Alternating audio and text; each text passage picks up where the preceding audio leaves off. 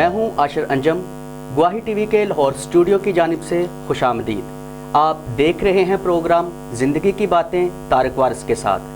ناظرین، طارق وارث صاحب FGA بائبل کالج میں خدا کے خادم اور وائس پرنسپل ہیں۔ ناظرین، آج کے پروگرام میں ہم اس مضمون پر بات کریں گے کہ بائبل مقدس خدا کا کلام ہے۔ طارق صاحب کیسے ہیں آپ؟ ہاں جی، میں ٹھیک ہوں، آپ سنائیں۔ جی میں بالکل ٹھیک ہوں۔ طارق صاحب، مسیحی بائبل مقدس کو خدا کا کلام مانتے ہیں اور اپنے ایمان اور عمل کی بنیاد خداوند یسوع مسیح کی تعلیمات پر رکھتے ہیں۔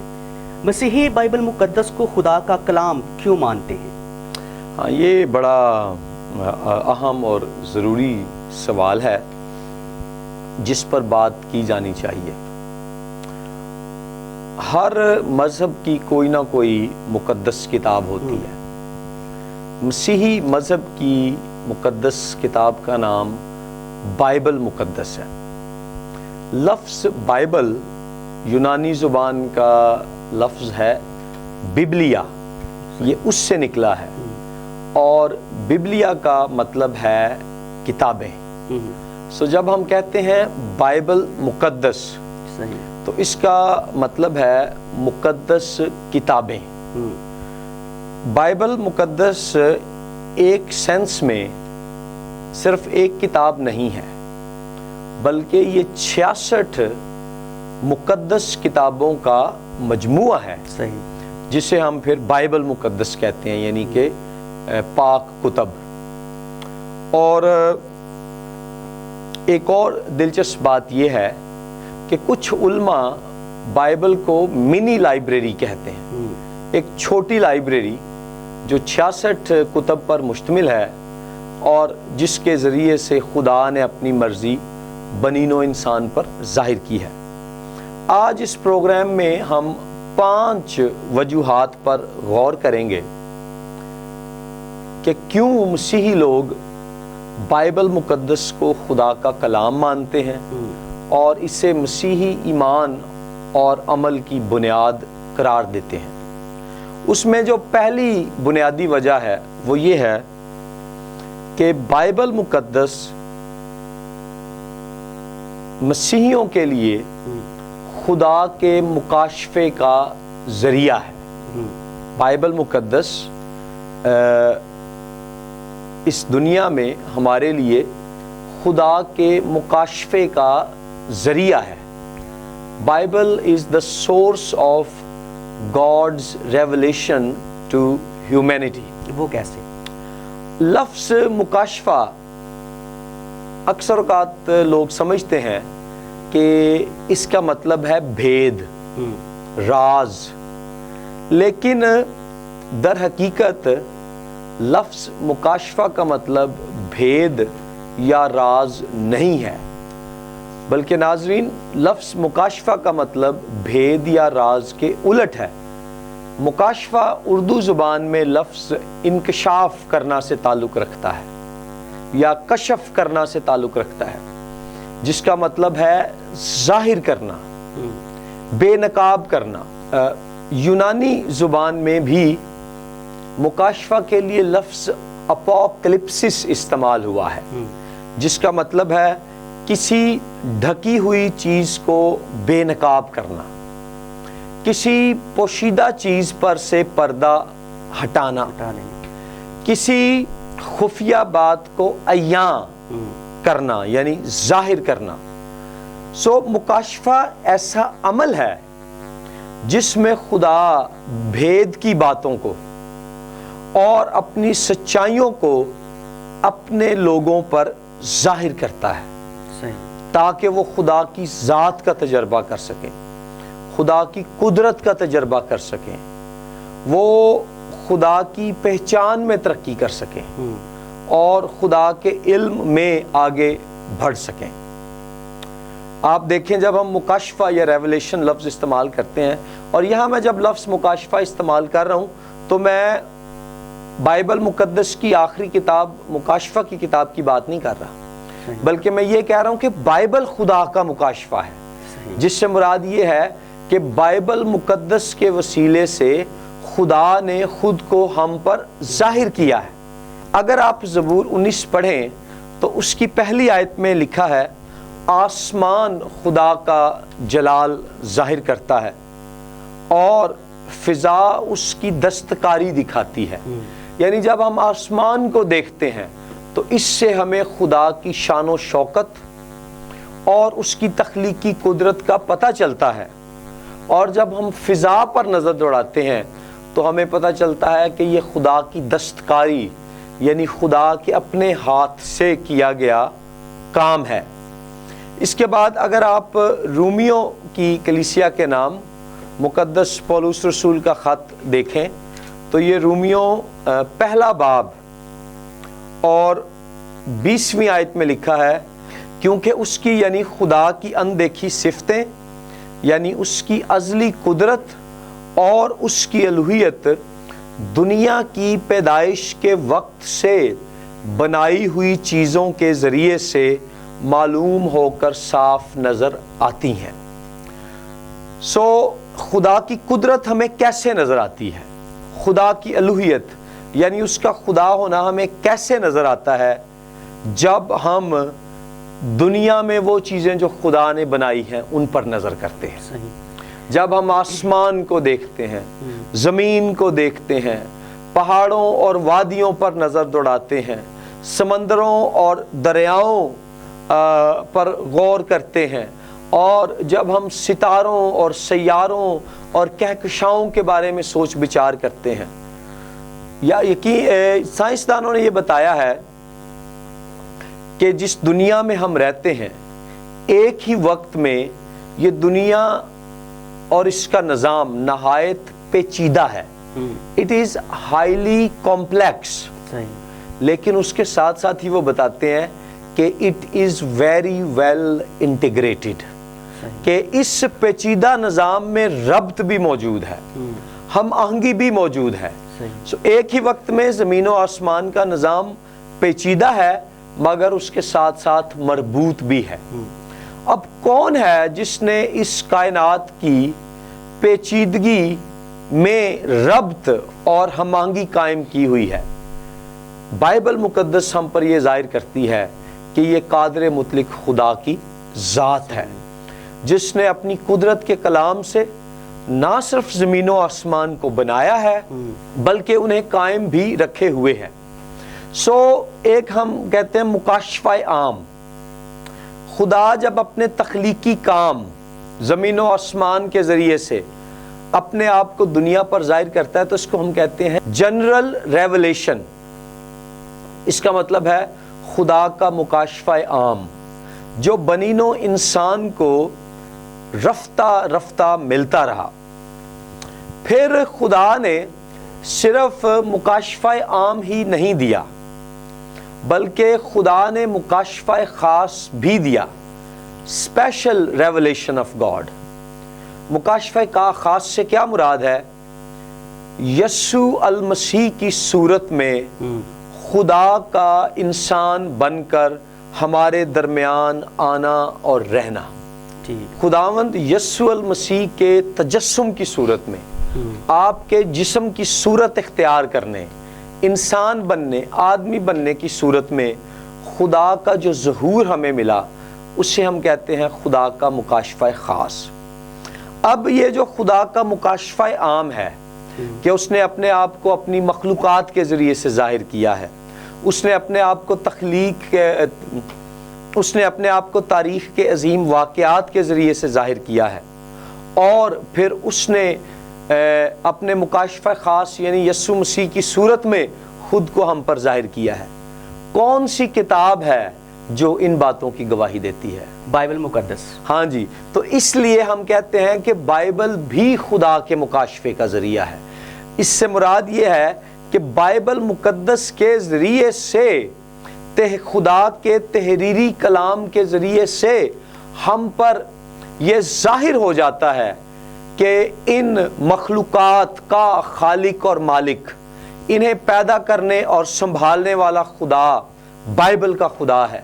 بائبل مقدس کی گواہی کے ذریعے سے ہم پر یہ حقیقت بے نقاب ہوتی ہے کہ خدا آج سے تقریباً 2000 سال پہلے یسوع مسیح کی صورت میں حقیقی بدن لے کر اس دنیا میں آیا، اس دنیا میں رہا اور ہمارے گناہوں کی خاطر صلیب پر جان دی اور دفن ہوا اور تیسرے دن پاک روح کی قدرت سے جی اٹھا۔ سو بائبل مقدس خدا کے عام مکاشفے یعنی زمین و آسمان کی تخلیق اور خدا کے خاص، افضل اور آخری مکاشفے مجسم کلام یسوع مسیح کی گواہی دیتی ہے۔ اس لیے بائبل کے بارے میں ہم کہتے ہیں کہ بائبل جو ہے خدا کے مکاشفے کی تحریری صورت ہے۔ یہ کتاب بائبل مقدس خدا کا تحریری کلام ہے جو خدا کے مجسم کلام یسوع مسیح کی سچائی کو بیان کرتا ہے، جو خدا کے مجسم کلام یسوع مسیح کی گواہی دیتا ہے۔ بعض اوقات لوگ کلچر یعنی ثقافت، سوسائٹی یعنی معاشرہ اور چرچ یعنی کلیسیا کے ذریعے سے تھیولوجی سیکھنا چاہتے ہیں، الہیات کے شعبے میں آگے بڑھنا چاہتے ہیں، زندگی کے علوم میں آگے بڑھنا چاہتے ہیں۔ ہاں، ہم کسی حد تک ثقافت، معاشرے اور کلیسیا سے سیکھ سکتے ہیں، لیکن خدا کا جو حقیقی ظہور ہے اس کو جاننے اور سمجھنے کی بنیاد ہمارے پاس خدا کا تحریری مکاشفہ بائبل مقدس ہے۔ ٹھیک ہے، بائبل مقدس خدا کے کاموں کے بارے میں خدا کا مکاشفہ ہے۔ جی ہاں، بائبل مقدس اور کس طرح خدا کا کلام ہے؟ ہاں جی، چونکہ مسیحی مانتے ہیں نمبر 1 بات کہ بائبل خدا کے مکاشفے یعنی انسانوں پر خدا کی ذات اور مرضی کے ظاہر ہونے کا وسیلہ ہے، تو پھر دوسری بات اس میں عام یہ ہے کہ مسیحی اس لیے بائبل مقدس کو خدا کا کلام مانتے ہیں کیونکہ بائبل مقدس ہی گواہی دیتی ہے کہ بائبل میں پائی جانے والی سچائیاں خدا کے الہام سے لکھی گئیں۔ یہاں بائبل مقدس میں پولس رسول الہام کے لیے جو یونانی لفظ استعمال کرتے ہیں اس کا مطلب ہے سانس، دم۔ وہ یہ کہہ رہے ہیں کہ بائبل مقدس خدا کے دم سے لکھی گئی۔ اس کتاب میں جو ہمارے پاس خدا کا تحریری کلام ہے، خدا کا سانس ہے۔ اب اس سے کیا مراد ہے کہ بائبل خدا کے الہام سے ہے، خدا کے دم سے ہے؟ اس سے مراد یہ ہے کہ بائبل مقدس روح القدس کی تحریک، ہدایت اور تقویت سے لکھی گئی۔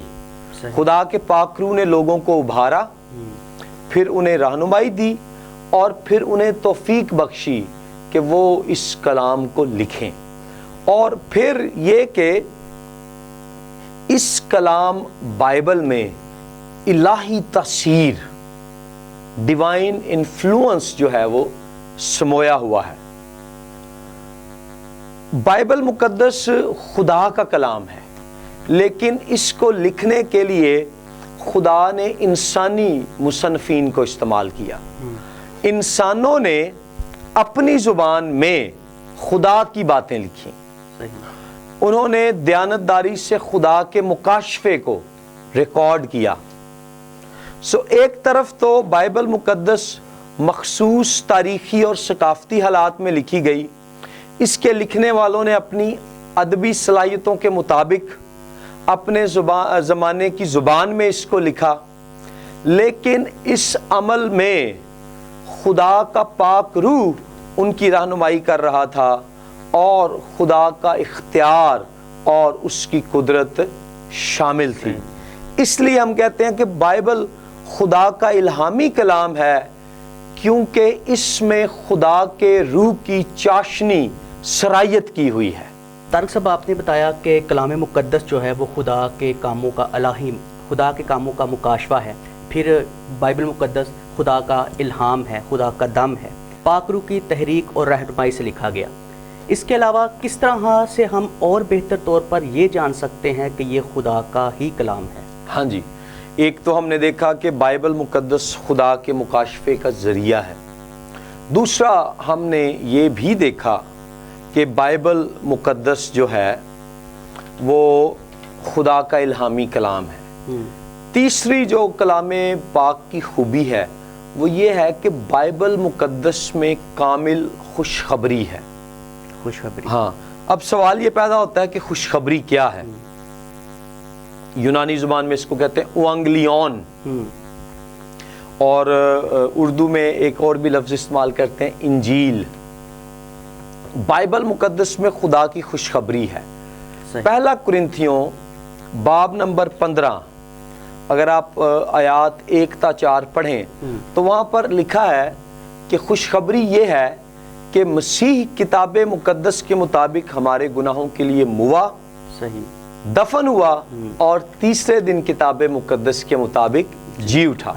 سو خوشخبری یہ ہے کہ یسوع مسیح نے قوم اسرائیل اور ناظرین دنیا بھر کے انسانوں کے لیے، تمام اقوام، قبائل اور نسلوں اور زبانوں سے تعلق رکھنے والے لوگوں کے لیے یسوع مسیح نے صلیب پر جان دی.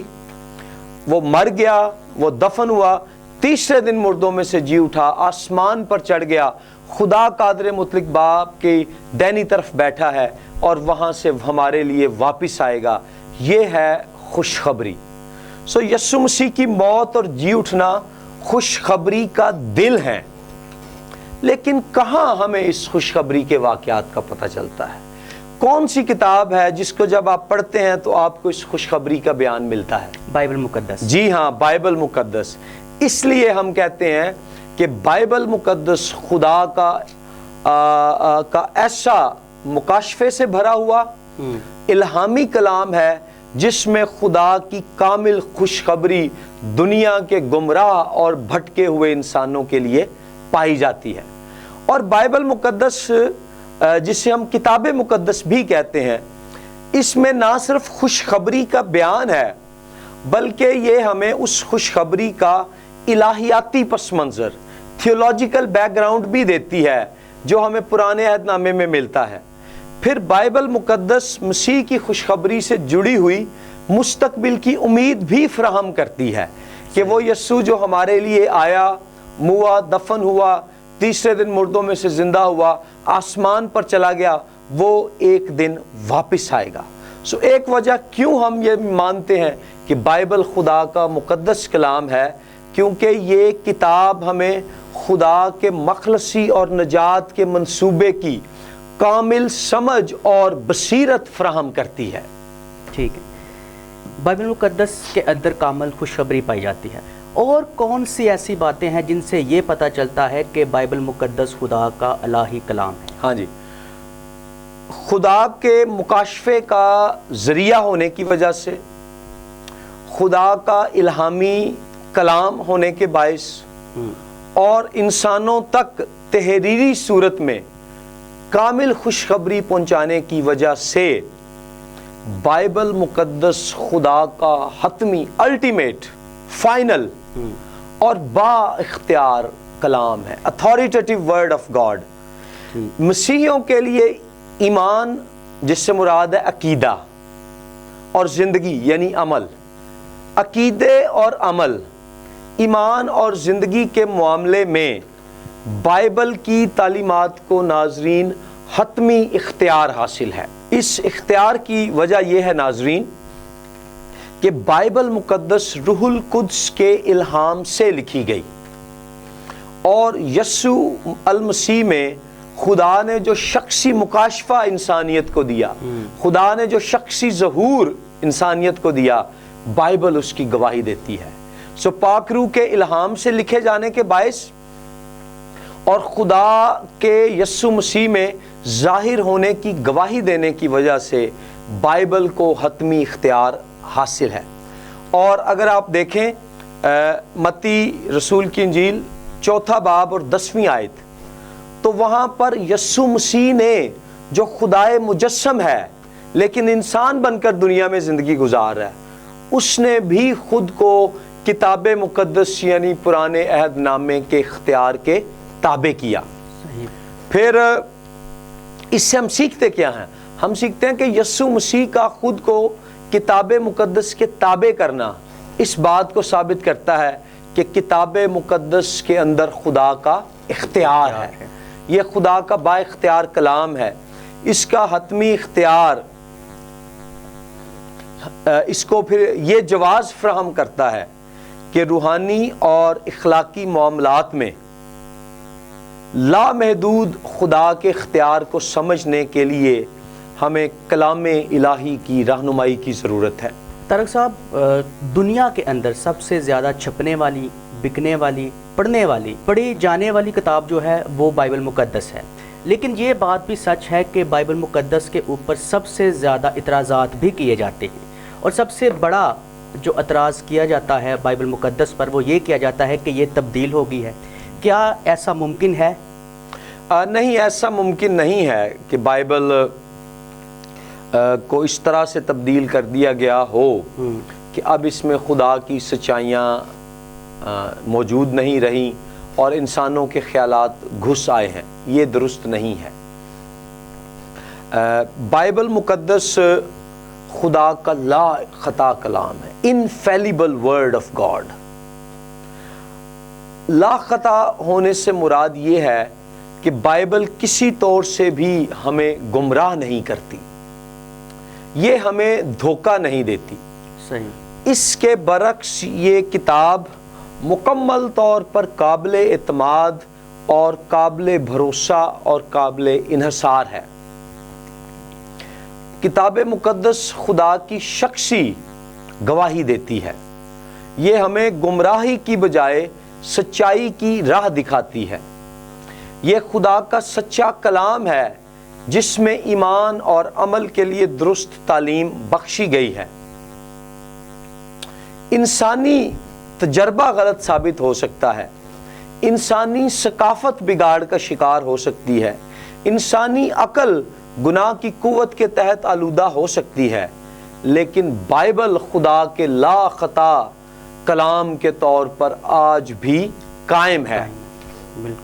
ایک وجہ یہ کہ کیوں یہ خدا کا کلام ہے، وہ یہ ہے کہ خدا نے جب اس کو اپنے روح کی رہنمائی میں لکھوایا تو اس کو لکھنے میں کوئی ایک شخص شامل نہیں تھا، بلکہ تقریباً 1600 سالوں میں 40 سے زیادہ افراد نے اس کو لکھا، دنیا کے مختلف علاقوں میں اور تاریخ کے مختلف زمانوں میں وہ لوگ رہے۔ صحیح۔ اور کوئی ان میں بادشاہ تھا، کوئی ان میں چرواہا تھا، کوئی ان میں جو ہے نبی تھا، مختلف شعبوں سے ان کا تعلق ہے۔ 3 زبانوں میں یہ لکھی گئی، عبرانی، ارامی اور یونانی۔ 3 زبانوں میں لکھی گئی، مختلف شعبوں سے تعلق ہے، مختلف زمانوں میں رہے ہیں، مختلف علاقوں میں رہے ہیں۔ ان باتوں کے باوجود آپ کو کتاب مقدس کے پیغام میں ہم آہنگی اور تعلق نظر آتا ہے۔ 66 کتابیں ہیں، اور پیدائش کی کتاب میں آپ دیکھیں کہانی کا آغاز اس بات سے ہوتا ہے کہ انسان باغ عدن میں ہے، آدم اور حوا، اور خدا کی رفاقت میں وہ زندگی گزار رہے ہیں۔ وہ گناہ کرتے ہیں، خدا کی رفاقت سے دور ہو جاتے ہیں۔ آپ مکاشفہ کی کتاب جو آخری کتاب ہے، آخری ابواب پڑھیں، وہاں ہمیں پتہ چلتا ہے کہ انسان دوبارہ اب خدا کی حضوری میں آ گیا ہے، وہ زندگی کے باغ میں خدا کے ساتھ ہے، اور وہ رفاقت جو گناہ کے باعث ٹوٹی تھی اب بحال ہو گئی ہے۔